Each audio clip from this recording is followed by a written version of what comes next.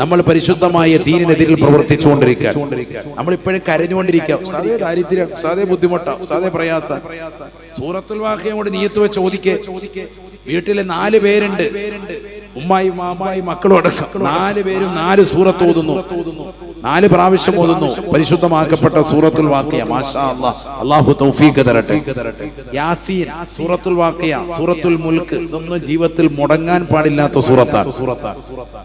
എല്ലാ ദിവസവും ഓതേണ്ടതാണ്. യാസീൻ ഓതിയാലെന്ന ഖുർആന്റെ ഹൃദയമാണ്. എല്ലാ വസ്തുക്കൾക്കും ഹൃദയമുണ്ട്. ഖുർആന്റെ ഹൃദയം യാസീനാണെന്ന് സയ്യിദുനാ റസൂലുള്ളാഹി. യാസീൻ ലിമാ ഖുരിഅ ലഹു, എന്ത് ലക്ഷ്യം വെച്ച് ഓതുന്നോ അത് നിറവേറുമെന്നും ഹബീബ് മുഹമ്മദ് മുസ്തഫ സല്ലല്ലാഹു അലൈഹി വസല്ലം. എന്ത് ലക്ഷ്യത്തിന് വേണ്ടി യാസീൻ ഓതാ?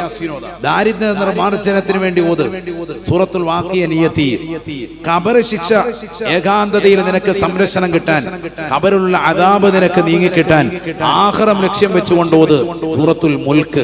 തബാറക്കല്ലദീ ബിയദിഹിൽ മുൽക്ക്, സൂറത്തുൽ മുൽക്ക്. ഇതൊന്നും മുടങ്ങാൻ പാടില്ല. എല്ലാ ദിവസവും എത്ര തിരക്കുണ്ടെങ്കിലും ഓതണം. അല്ലാഹു തൗഫീഖ് തരട്ടെ.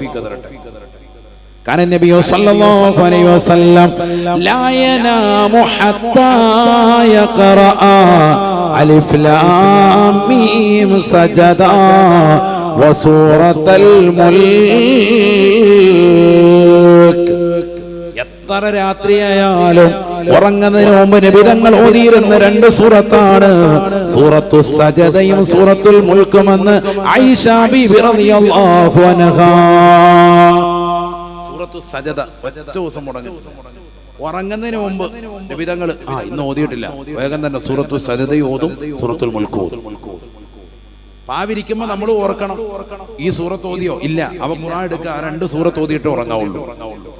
സൂഫിയാക്കളുടെ ഒരു രീതിയുണ്ട്. രാത്രിയിൽ അവർ നിസ്കരിക്കുമ്പോ മഗ്‌രിബിന് ശേഷമുള്ള സുന്നത്ത് അല്ലെങ്കിൽ അവ്വാബീന്റെ സുന്നത്ത്, മഗ്‌രിബിനുള്ള സുന്നത്ത് നിസ്കാരം, ഇങ്ങനെയുള്ള നിസ്കാരത്തിൽ ഏതോ 2 സൂറത്ത് ഓതും, സൂറത്തു സജദയും ഓതും, അതുപോലെ തന്നെ സൂറത്തുൽ മുൽക്ക് ഓതി നിസ്കരിക്കും.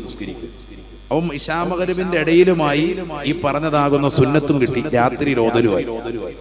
അങ്ങനെ ജീവിതത്തിൽ ശ്രദ്ധിച്ച ഒരുപാട് മഹത്തുക്കളുണ്ട്. തഴവാ ഉസ്താദിന്റെ ഒരു ഇജാസത്ത് തന്നെ ആ വിഷയത്തിലുണ്ട്. അള്ളാഹു നമുക്കൊക്കെ അമൽ ചെയ്യാൻ തൗഫീഖ് നൽകട്ടെ. അവരൊക്കെ അങ്ങനെ ജീവിച്ച മഹത്തുക്കളാണ്. അതുകൊണ്ട് ജീവിതം സംശുദ്ധമായി സാലിഹീങ്ങളോടൊപ്പം ചേർന്നു. അള്ളാഹു നമ്മളെ സാലിഹീങ്ങളോടൊപ്പം ചേർക്കുമാറാവട്ടെ.